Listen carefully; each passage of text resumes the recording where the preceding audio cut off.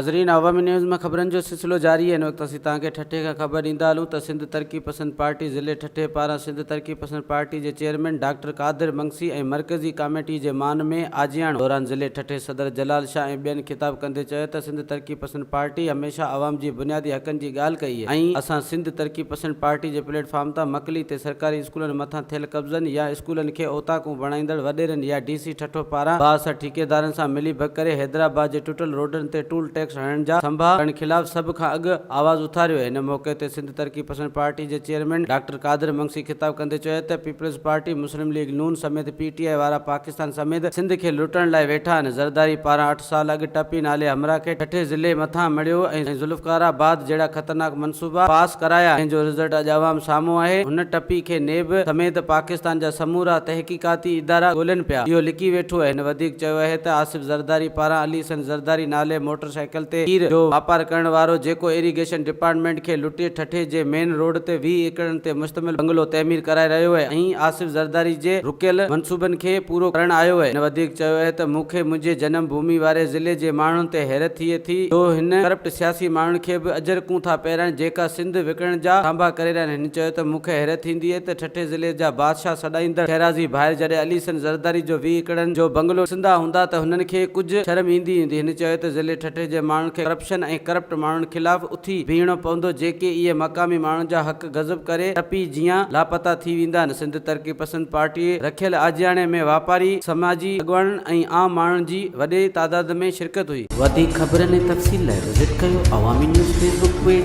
YouTube page ऐं अवामी news website.